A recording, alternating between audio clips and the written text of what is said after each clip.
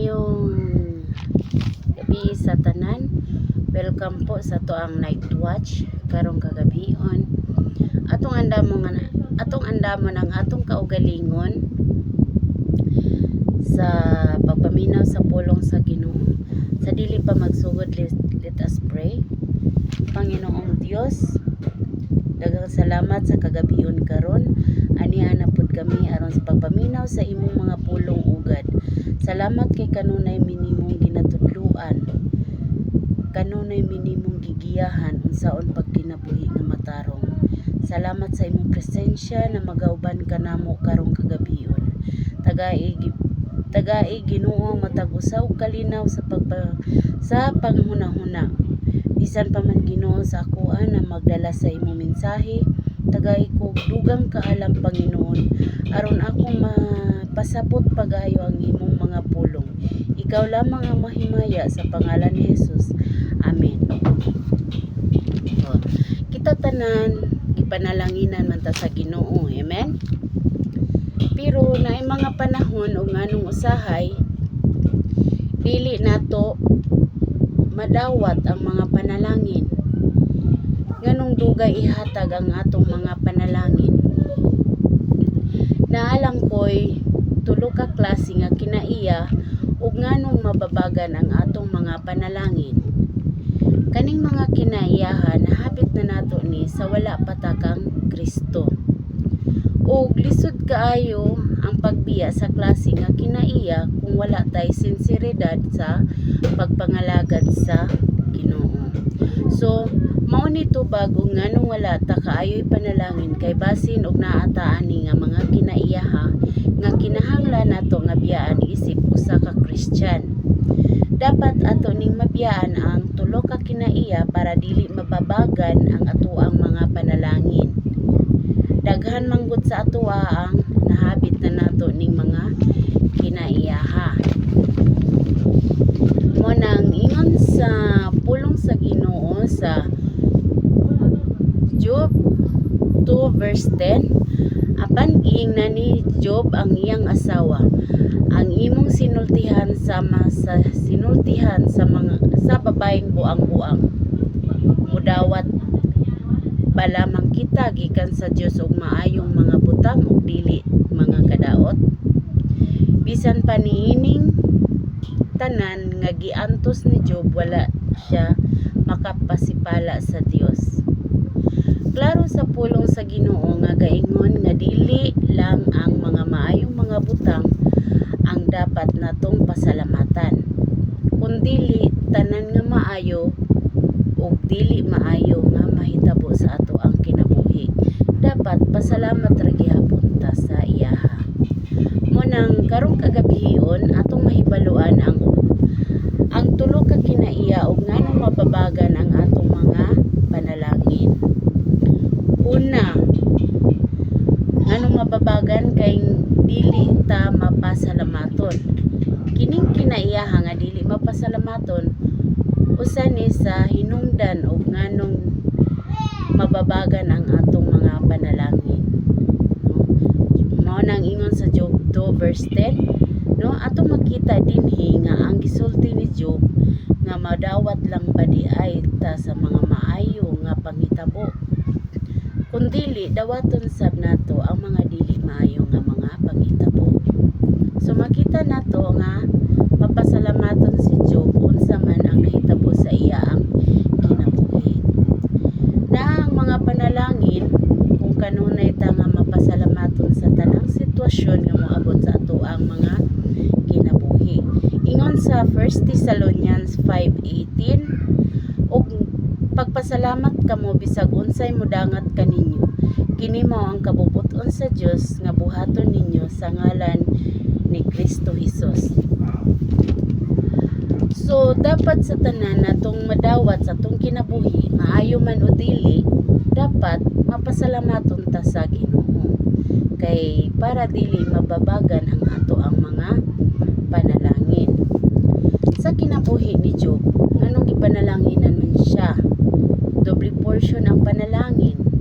Ang kanhi nga nawala sa iyaha gidoble sa Ginoo kay nganuman Kay si Job mapasalamaton siya, kaya niyang dawaton ang tanan nga sitwasyon, maayo man o dili,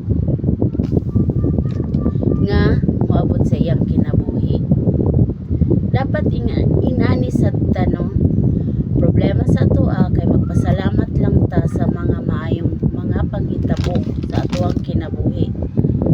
Dapat maayo man o dili na mga panghitabo, dapat kanunay ta nga mapasalamaton sa Ginoo aron dili mababagan ang ato ang mga panalangin. Ikaduha og nganong mababagan ang atong mga panalangin kay naataan nga kinaiya kasing-kasing nga dili mapasayloon. Usab pud ni nga makababag sa mga panalangin sa Ginoo. Luke 6 verse 32 to 33, kung maoray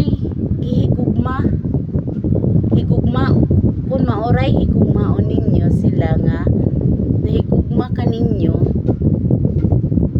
nganong magpaabot pa man kamog panalangin, bisan gani ang mga makasasala nahigugma man ni atong nahigugma kanila.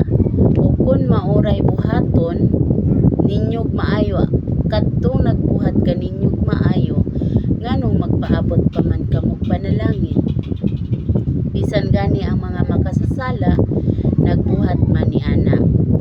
Makita nato diri nga ang kasing-kasing nga dili mapasayloon. Naaman gud ubang tawo nga ang ilang higugmaon kadto ra pong nahigugma nila. Subot pasabot na kasing-kasing nga dili mapasayloon. Katong wala na higugma nila, dili sila makahigugma tungod kay ang kasing-kasing dili man mapasayloon, no? Ingon diri nganong magpaabot man ta og panalangin kung maora toy atong higugmaon ang nahigugma nato, di ba? No? So dapat atong buhaon ning kasing-kasing nga dili mapasayloon. Kay kung naata ani nga kasing-kasing, lisod kaayo tang panalanginan sa Ginoo.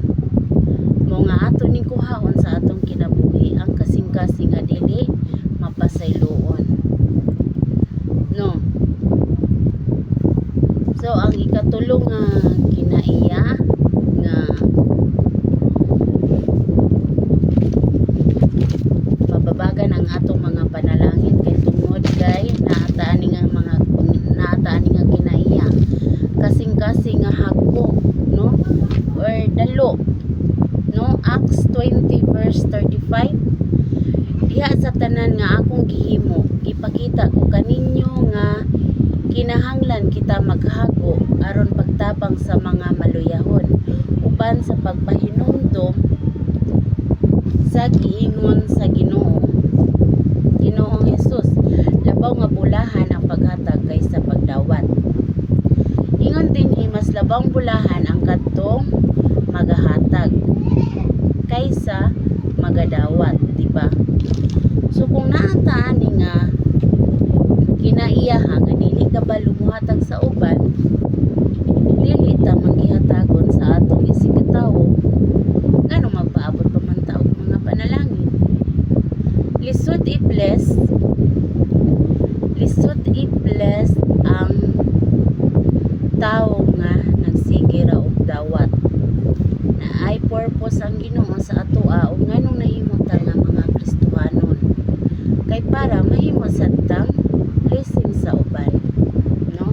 Genesis 12 verse 3, panalanginan ko kadtong magapanalangin kanimo apan tunglohon ko kadtong na magtunglo kanimo, pinaagi kanimo panalanginan ko ang tanan nga nasod sa kalibutan. So klaro sa pulong sa Ginoo nga iyang panalanginan kadtong mga tawo nga dili hakog, no? Dapat kabalot ta nga manghatag sa uban kay kung naatay kasing-kasing nga hakog, lisod kaayo dagkong mga panalangin. Mababagan gyud ang atong mga panalangin nga ihatag sa ato sa Ginoo. Kung naata ani nga mga kinaiyahan, no? Dapat ato ning walaon sa atong mga kinabuhi kay mao ni ang makababag sa mga panalangin nga ihatag sa Ginoo sa ato, no? Mao nga kinahanglan nga atong biyaan kining tulo ka kinaiya nga naata kay aron dili mababagan ang atong mga panalangin nga ihatag unta sa Ginoo sa ato, no? Praise God. O maayong gabi. Let us pray.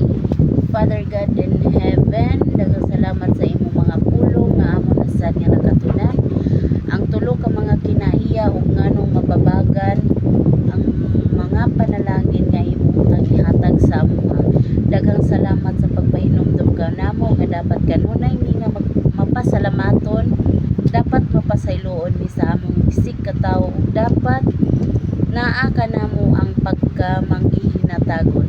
Tabangi mi Ginoo nga amo kini mabuhat kay wala kami mahimo kung wala ka nga mogiya ka namo.